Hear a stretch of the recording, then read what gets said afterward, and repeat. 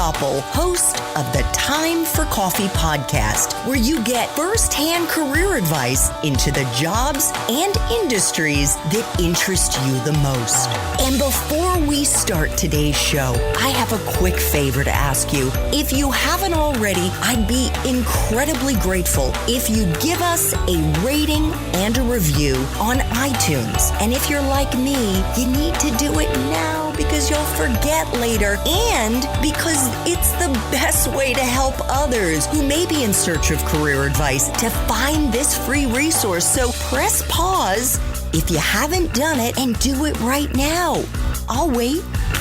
Thanks so much and enjoy today's show. Hey there, Java junkies. Welcome back to another Espresso Shots episode of T4C. If you're interested in breaking into the field of grief counseling or maybe even becoming an ordained minister, then this is the episode for you because my next guest earned her master's in divinity from the Chicago Theological Seminary, is an ordained UCC minister, that's United Church of Christ minister, and a certified grief counselor. But before I introduce you to Melissa Douaire, I want to make sure you've signed up for the Java Junkies Journal. That's T4C's newsletter that is packed with career insights and inspiration, as well as the tools to help you level up your job search and career journey. Just head over to the Time for Coffee website at time4coffee.org, and the sign-up box is right there. Now, my Java lovers, please grab your mug and take a chug of your favorite caffeinated brew because it's time for another caffeinated career conversation. And my guest is Melissa Douaire, an ordained United Church of Christ minister and a certified grief counselor. Since her mother's death in 2005, Melissa has been passionate about helping those who grieve and supporting them through their journey. And we're talking not just about individuals, but companies with employees, all parts of our work life and our personal life. 4 years later, in 2009, Melissa became a Stephen ministry leader through her work at the United Church of Christ, the UCC Church. She trained those who work with others and supported many within her UCC church family during their most challenging days. Melissa is known and recognized for her gifts as a compassionate listener, faithful optimist, and knowledgeable confidant. Earlier in her career, after earning a master's in education from the University of Virginia and a BA in education from DePaul University, Melissa taught in elementary school and worked with diverse populations. She's also taught English language acquisition, known as ELA, at the college level. Melissa currently teaches through webinars, facilitating retreats, and speaking engagements. Her passion is to acknowledge and address the grief we will all eventually experience and have certainly experienced over the last couple of years since the pandemic hit. Understand the impacts of loss while gently helping others walk through dark days back into the light of hope. Melissa, welcome to Time for Coffee. Are you caffeinated out there in Colorado and ready to go? I am. I have my mug to chug. Thank you. All right. You know, it's hard for me. You're the first person with this profile that I've had the pleasure of interviewing. And I was thinking it's not the kind of woohoo, let's get going. Let's dive into this super upbeat topic. But maybe I'm just going about it wrong. What do you think? I think that faith is about being upbeat, right? It's about holding on to something that can lead us through dark days and help us connect with our destiny. What is our soul asking of us? Why are we here? What are we meant to be? I think it goes together with your ministry of helping people find their jobs, right? Like, what sings to your soul? What reason are you here? Allow for you to make the world a better place. Oh, that is so beautiful. So let's dive into these 10 espresso shots to help our young listeners who feel called, who feel pulled by their faith to go in that direction professionally. What entry-level jobs, Melissa, are available to young people who want to get into some kind of ministry? Well, I think it's passion-based. There's a lot of opportunities for social justice issues. I think a lot of social activists are faith-based. There's opportunities at camps. There's opportunities at churches to be an intern and see, what goes on behind the scenes. Do you want to be a formal type of minister, or do you want to live out a passion that's faith-based that is changing the world for the better? So the door is very open. It's really as much as you can dream of, and wherever your heart leads you, I think, is your ministry. So in other words, they can volunteer. They can also have an entry-level job working, whether it be at the UCC or whatever church it may be. It can be at a non-for-profit. There's a lot of mission-minded work that happens. Internship. One of the organizations I'm closely associated with is called Common Hope, and it's out of Guatemala, where people are there helping children get their school, their social work, their medical needs met. And that's a great thing to do for a year, especially if you're fluent in Spanish, right? But the world needs so much help and love. And I think that that's a great way to enter ministry, because it really is about a calling and a passion that you feel deeply in your bones. What about a useful, hard, and soft skill that you've looked for over the years in the young people that you've hired? What qualities and, frankly, what skills do you think are really useful to have? I think empathy is a very important thing to have, but empathy also requires experience, right? So what are your experiences? I came to ministry because of grief, so I can talk directly to it because I understand it. Until you get those experiences, for sure, sympathy, right? A desire to hear and to understand what's going on and kind of listen for emotions beneath the surface. What are people really saying when they're saying they're angry? Can you discern something more? Are you an empath, right? Do you pick up on these feelings? And I think one skill that we all need is listening, active listening. And culturally, we have something called conversational narcissism, where someone's opening up to us and then we make it up about ourselves. I know exactly how you feel. So the ability to sort of gauge that and become a great listener, I think, will carry you far in any kind of service project. What about a hard skill? A hard skill, there's a lot of reading and writing in ministry, right? You have to have this sort of intellectual prowess because you're taking the Gospels and bringing those to life, at least in Christianity, right? Bringing those Gospels to life. So it's ancient lessons and how are they relevant today? And there's a lot of reading and there's a lot of writing and a lot of studying. So if you want to go into formal ministry, just know a sermon is basically writing a 20-page paper every week. Oh my God. That is such a great way to visualize this and think about, how did you feel in school about writing a 20-page paper? Imagine doing that every week. And then you have to write it and then you have to present it, right? So public speaking, if you want to be at the pulpit or in a congregation setting. You don't want to have issues standing up in front of a group and talking. Completely, you can acquire these skills. You don't have to have them perfected before you. This is all part of the process. Phew. What about someone's major, Melissa? Is it a deciding factor to get into the field of ministry? In other words, if they haven't studied it, is it a deal breaker? No, it's not a deal breaker. I did not study religion and philosophy in my undergrad program. No, the kids that did had an advantage when the first semester class was the history of Christian thought, and we were covering 1,600 years of material. If you've already touched on that, you're at a distinct advantage. And what about a grad school degree? I know you've got a couple of them. If someone really wants to succeed in this field, to become an ordained minister, is it essential to have that grad school degree? And if so, what do you recommend they study? Yes. To be an ordained minister, I believe in almost every denomination, it requires a Master's of Divinity, which is the actual largest master's program there is. It's 75 graduate hours.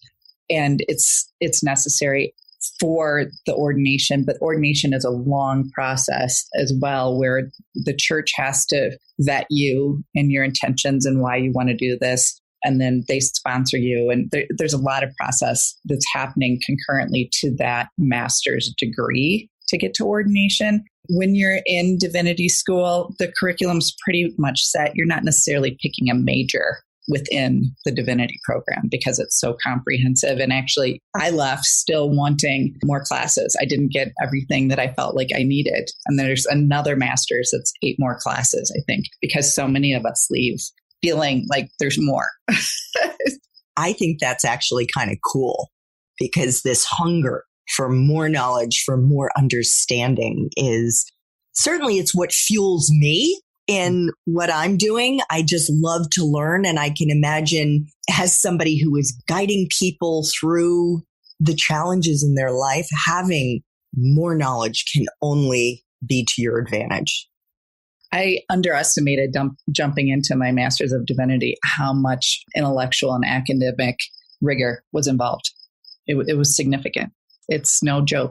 Is it possible to give us a quick example of like where you felt, gosh, I could use more. I could have used more?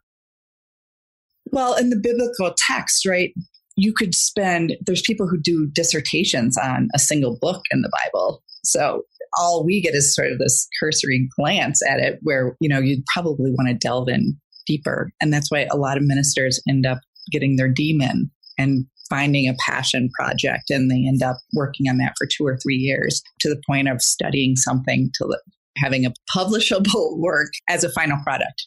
What do you mean by demon? Doctorate of ministry. Sorry. No problem. No problem.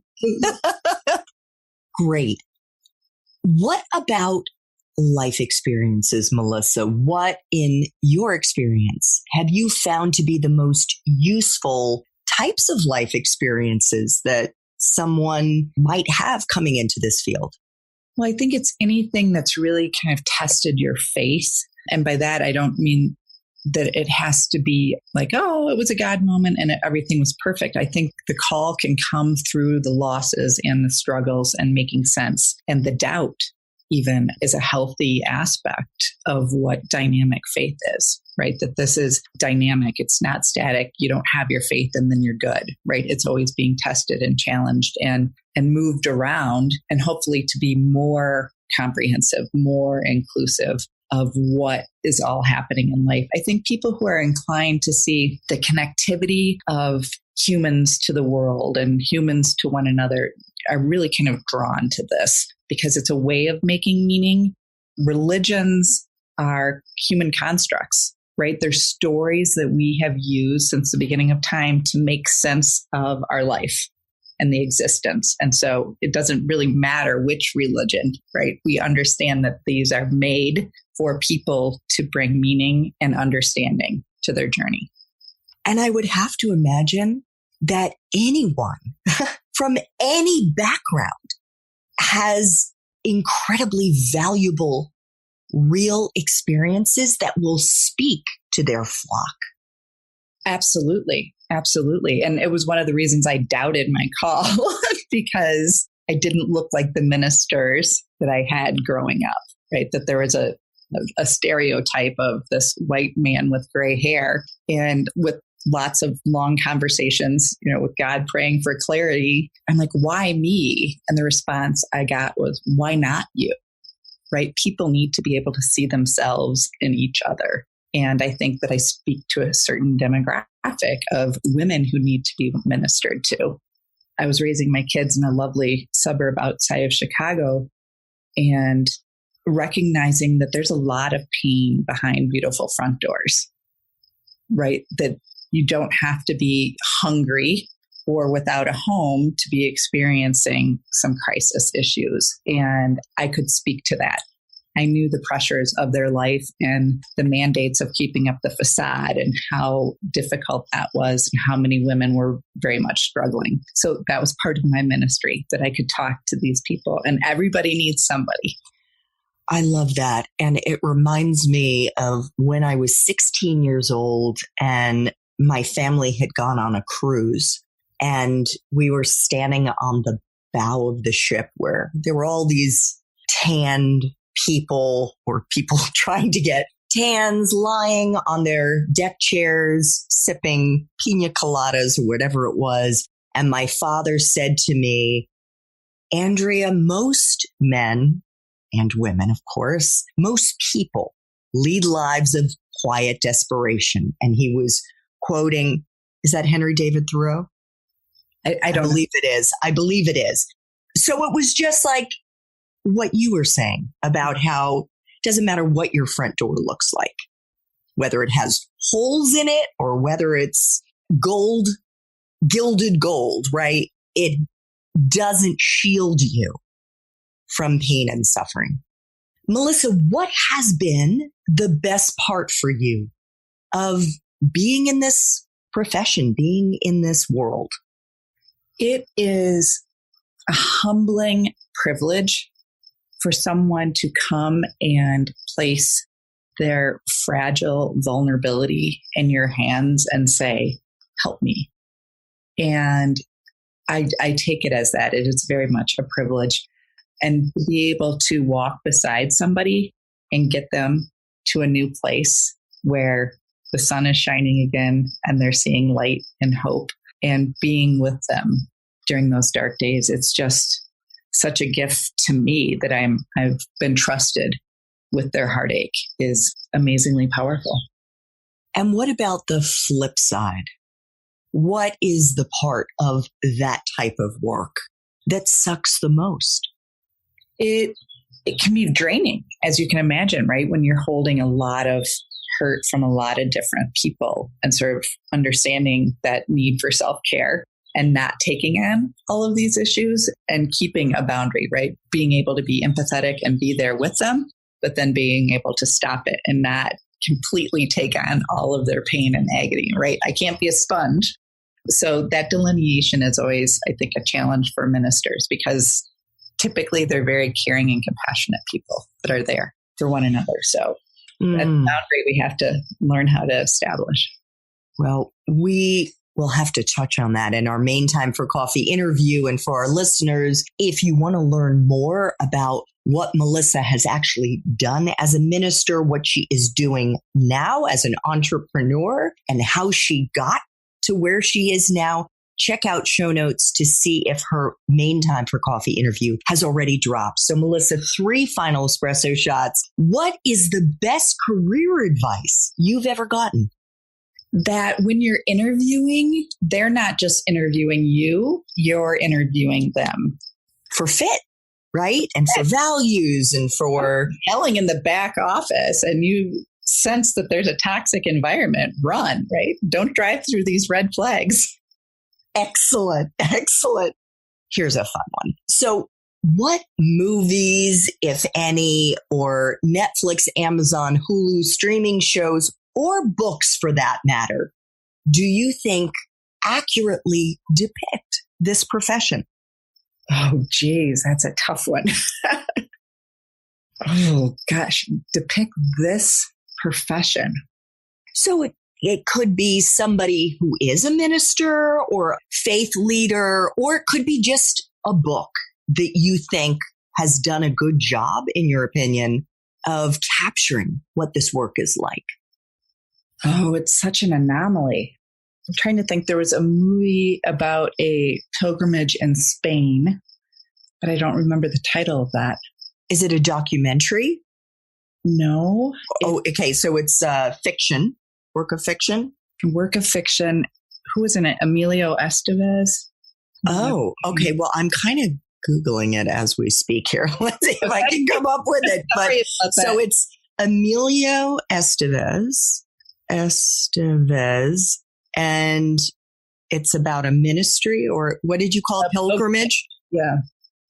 Pilgrimage. Oh, here it is. The Way. the way.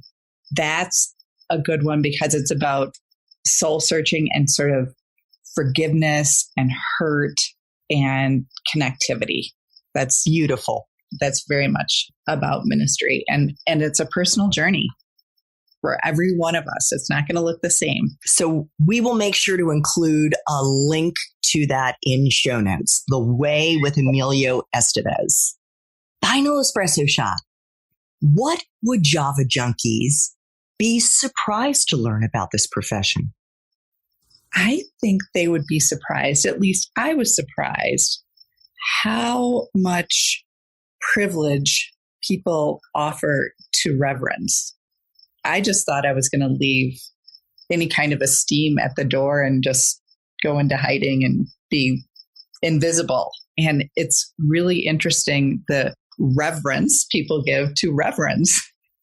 So they put you on a pedestal, the amount of respect. And it's, yes. And to the point where right now, because I'm not affiliated with the church, I'm not using that title because of the projection people have with that reverend title that sometimes makes you inaccessible, right? People are afraid to swear or drink too much wine around you. And I happen to do both.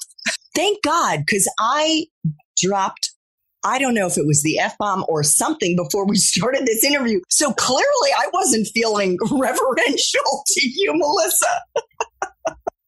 I should have apologized. You know, I'm pretty salty with my language at times. And I can be too. And my parents' friends, they're like, Reverend. I said, listen, I need to speak the language of my flock. Love it. Love it. Melissa, where can our listeners find you? Because you do grief counseling, not only for individuals, but also for companies. Correct. I have a website called Whole Person Conversations, all one word with an S, Whole Person Conversations, and also on LinkedIn. I'm happy to connect with people there. In fact, that's how we met. It is. It is.